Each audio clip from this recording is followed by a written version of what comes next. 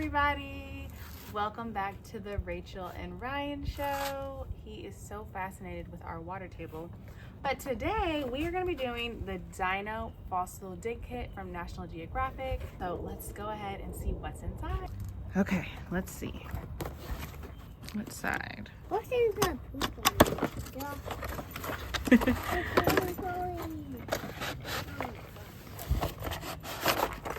Okay, so this is our kit. We always have our instruction manual, which gives us our different information about our dinosaurs. Ryan loves dinos, and so as you can see, this is what it says right here. This is a dino dig. Then we have this, Then we have which this. is the fossil. Really, really neat. What do we have next, Ryan? This. This is dinosaur poop.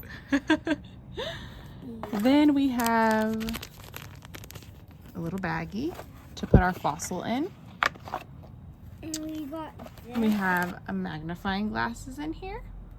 Then we got some And we paper. have our digger, which we used when we did the shark. We also use this for the dino egg. And this is for Ryan to scrape away all the dust. So let's get into it. Why is it not two? It was never gonna be two. This kit said it was one giant fossil.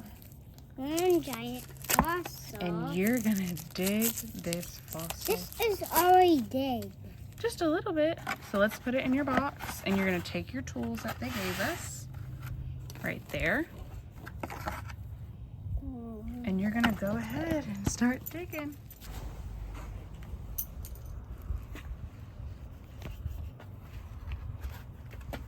Don't worry about when you use that. Okay. I'm gonna read some more facts, okay? Mhm. So it says, people have been finding dinosaur fossils for centuries, but no one identified the remains as dinosaurs until about 200 years ago. Ancient finds of huge and unfamiliar bones may have given rise to the legends about giants and dragons that we find in many cultures around the world. That was where we find them and flying. Also, what can fly? These awesome animals can fly. Well, I'm gonna show you. Okay. With some fly you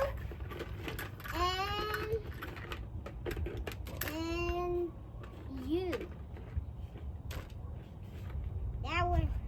That can fly. Okay. All right. The true explanations of those discoveries came from the scientific field of paleontology.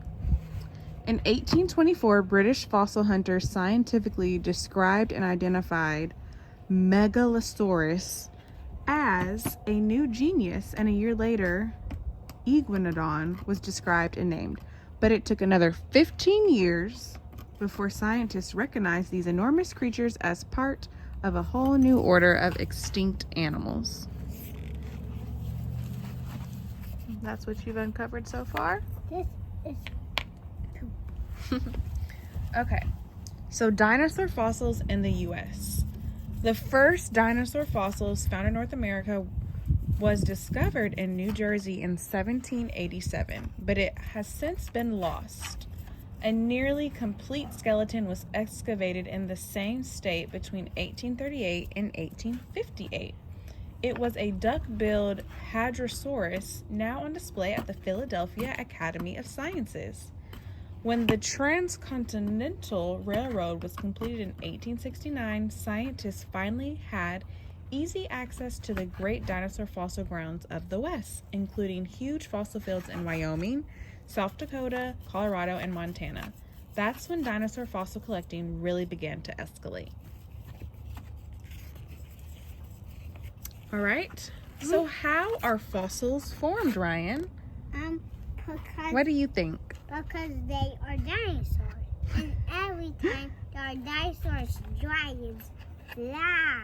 Oh, okay. When dragons fly, every time bees can hurt dinosaurs. We almost got stung by a bee, right?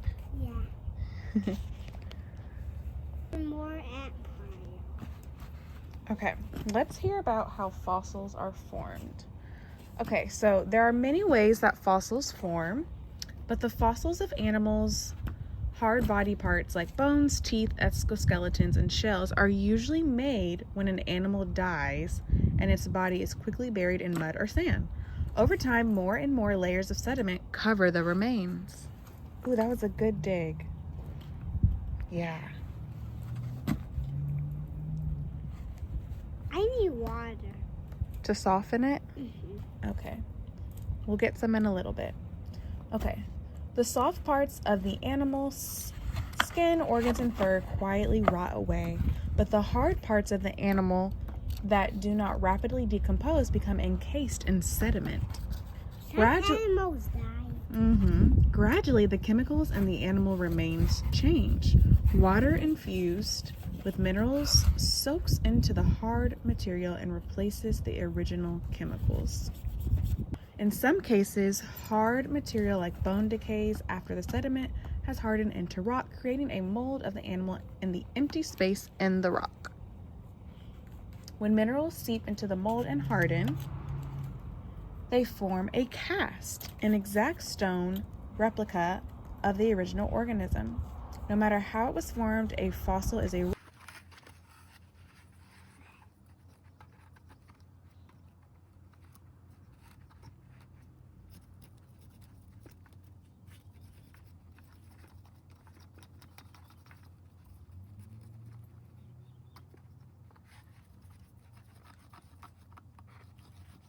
Jump on a trampoline.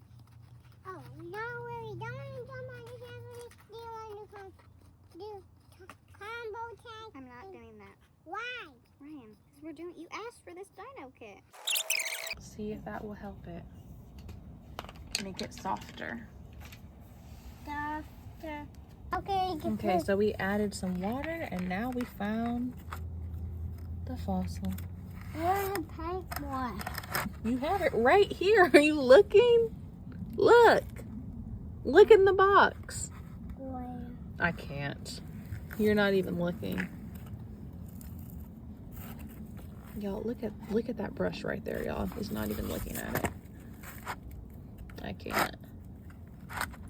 I guess I'll just use the brush then. Oh! What is wrong with you, Ryan?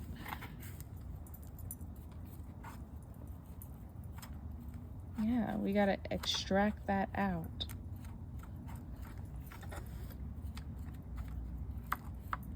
What we're trying to get out is a T-Rex tooth.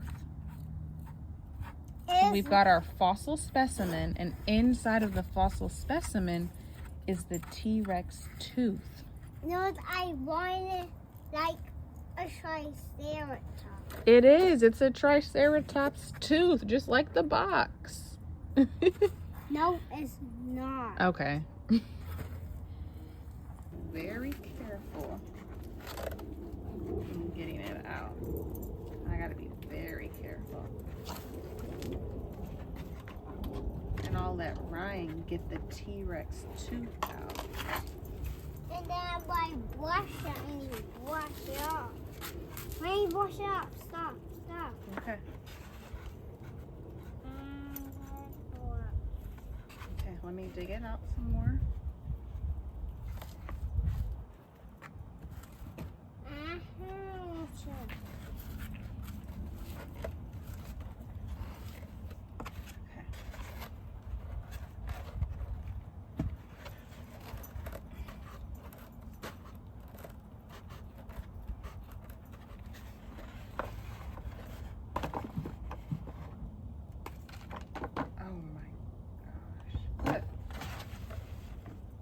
You're gonna have to dust it and clean it with the water. This is the tooth. We got it. But you gotta clean. Ooh, bug. Here, clean his tooth. Get some water, clean it. Wow. You have a Tyrannosaurus Rex tooth. That is so big. His teeth are bigger than yours and mine. And Princeton. And Princeton's. Is this coming off? We gotta get all that stuff off. That is a big tooth. Mr. Paleontologist Ryan. All right, signing off. See you next time.